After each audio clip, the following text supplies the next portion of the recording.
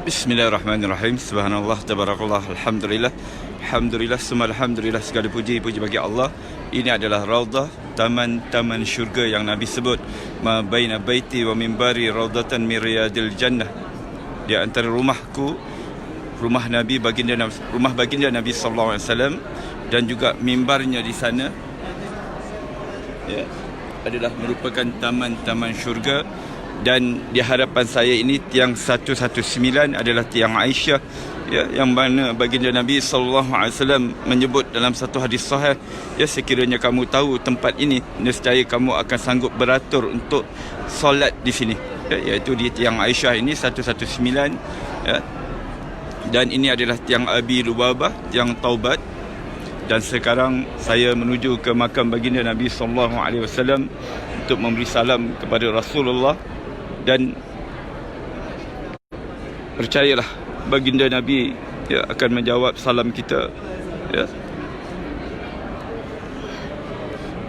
Kita ditegah untuk meninggikan suara di hadapan baginda Nabi sallallahu alaihi wasallam. Ketika memberi salam kepada baginda ini, kita perlu merasai, menjiwai bahawa, ya, Nabi mendengar salam daripada kita umatnya.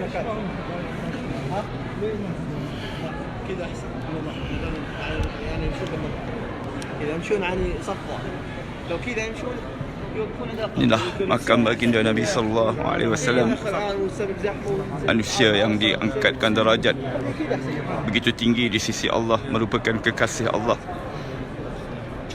Assalamu alayka ya Rasulullah.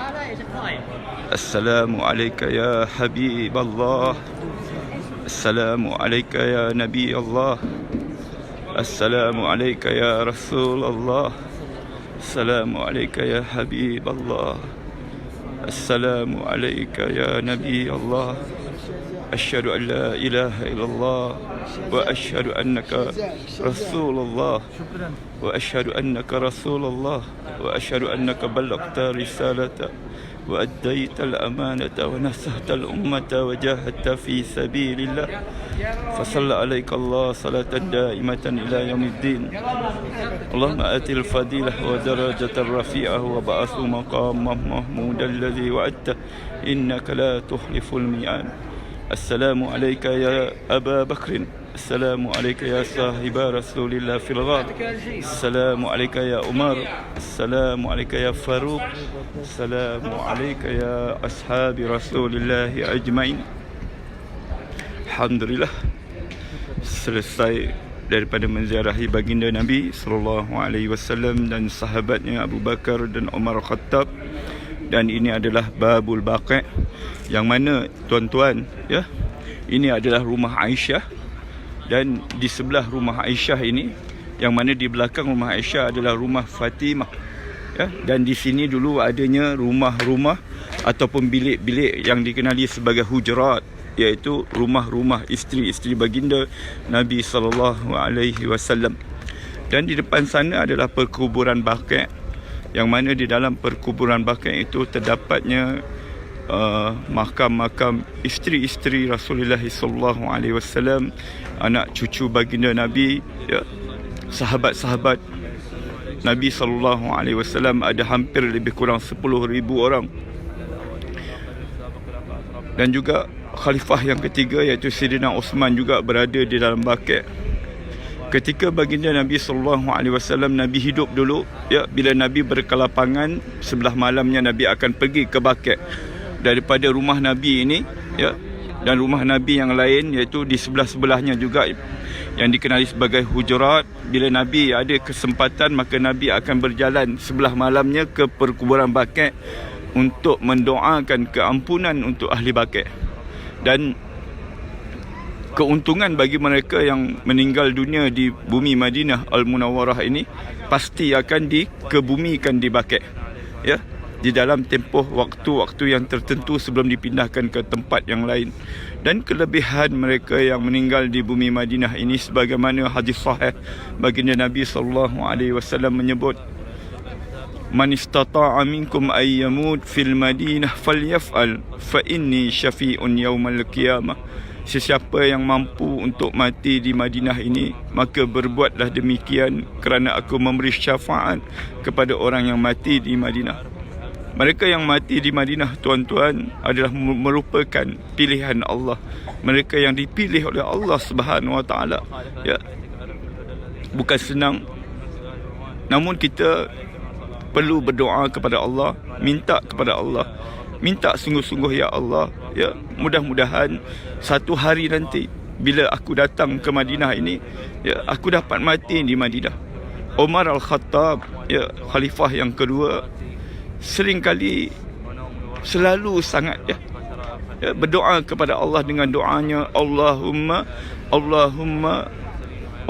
rzuqni syahadatan fi sabilika waj'al mauti fi biladi nabiyika. Itu doa Umar Khattab, ya Allah, rezekikan aku syahid di jalan Engkau dan matikanlah aku di negeri Rasul Engkau. Dan Allah, ya, Allah Subhanahu Wa Taala telah berkata, ud'uni astajib lakum. Berdoalah sungguh-sungguh, minta sungguh-sungguh, maka akan kukabulkan doamu. Maka doa Umar ini diistijabkan oleh Allah Subhanahu Wa Taala. Maka Umar mati di Madinah. Ya, mati di Madinah. Untuk Umar kita rasa tak pelik, ya, kerana Umar memang tinggal di Madinah. Tapi yang kita rasa takjubnya, Umar mati syahid. Umar mati syahid dalam keadaan Madinah ini aman. Malah Islam telah berkembang sampai ke Eropah. Namun kerana keberkatan doa Umar itu, Allah pilih dia, ya, Allah pilih dia untuk syahid di jalan Allah Subhanahu Wa Taala. Mudah-mudahan kita semua dipilih oleh Allah Subhanahu Wa Taala mati di dalam keadaan husnul khatimah, mati dalam keadaan baik, dan dijauhkan, diselamatkan daripada mati dalam keadaan su'ul khatimah, mati dalam keadaan buruk. Kerana kejayaan manusia adalah matinya dalam keadaan husnul khatimah. Kita hidup di dunia ini walaupun kita ni hebat, mempunyai pangkat yang besar, mempunyai kekayaan, malah kalau kita ni pun orang ibadatnya hebat, tapi kalau ditakdirkan kita ni mati dalam keadaan su'ul khatimah, kalau kita mati dalam keadaan su'ul khatimah, maka binatang anjing itu lebih mulia daripada kita, tuan-tuan. Na'udzubillah min zalik. Seorang ulama pernah menyatakan ketika dia berjumpa dengan anjing, ya, dia berkata, belum tentu aku lebih mulia daripada engkau, anjing. Ya, sekiranya kalau aku mati dalam keadaan su'ul khatimah, aku lebih hina daripada engkau. Begitulah kita manusia ini, tuan-tuan. Kalau kita dicabut nyawa dalam keadaan buruk, dalam keadaan kita su'ul khatimah, dalam keadaan kita berdosa kepada Allah, dalam keadaan kita tidak sempat untuk bertaubat kepada Allah, maka kita menjadi sehina-hina manusia. Oleh itu minta kepada Allah selalu di dalam sujud kita, di dalam solat kita. Setiap hari kita solat 5 kali satu hari sekurang-kurangnya. Setiap kali kita solat, kita sujud, minta Allah 3 perkara. Allahumma inni as'aluka husnul khatimah. Ya Allah, matikanlah aku dalam keadaan husnul khatimah. Allahumma rzuqni taubatan nasuha qabla al-maut. Ya Allah, rezekikan aku taubat nasuha sebelum datangnya kematian. Allahumma ya muqallibal qulub sabbit qulubi ala iman wa ala ta'atika. Wahai Allah yang memegang hati, ya, tetapkanlah hatiku dalam iman dan taqwa. Setiap kali kita solat, submit doa ini, minta dengan Allah. Kerana Allah Subhanahu Wa Taala berkata dalam satu hadis sahih, Allah itu sifatnya malu, ya.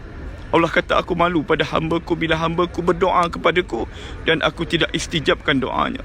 Oleh itu, tuan-tuan, ya, marilah selalu kita berdoa kepada Allah, minta apa saja kepada Allah, bergantung harap hanya kepada Allah Subhanahu Wa Taala. Sekarang suasana di Madinah ini, lepas daripada solat Isyak, keadaan cuaca memang tengah sejuk, mungkin dalam keadaan 13-14 darjah Celsius. Namun alhamdulillah rasa sangat-sangat tenang di bumi Madinah ini, yang mana ketenangannya memang kita tak dapat rasa di tempat-tempat yang lain. InsyaAllah, ya, yang mana belum pernah sampai di bumi Madinah Al-Munawwarah, submitlah doa, minta dengan Allah, ya, minta dengan Allah. Kalau kita ini tak ada duit, tak ada kemampuan daripada sudut keuangan, minta kepada Allah hadiah, minta hadiah daripada Allah, ya. Allah itu maha kaya, tuan-tuan. Kita ini yang miskin meminta. Oleh itu minta hadiah dengan Allah. Kalau kita tidak ada kemampuan daripada duit, daripada keuangan kita tak cukup, rasa-rasanya memang tak cukup, ya, maka minta Allah hadiah, ya. Minta Allah hadiah. Tidak ada mustahil di sisi Allah Subhanahu Wa Taala. Saya dah buktikan, ya. Saya dah buktikan pernah ajar orang dan telah termakbul doanya dengan hanya minta hadiah daripada Allah. InsyaAllah saya akan kongsikan kisah seorang lelaki pakcik ini yang telah dihadiahkan oleh Allah, ya, datang ke bumi Mekah, ya. Sedangkan pakcik ini tak bekerja pun. Jadi insyaAllah kita kongsikan di lain masa, di lain waktu. Dan untuk akhirnya, dari sini kita dapat lihat kubah berwarna hijau, yang mana di bawah kubah warna hijau itulah rumahnya Aisyah radhiyallahu anha, tempat makamnya baginda Nabi sallallahu alaihi wasallam.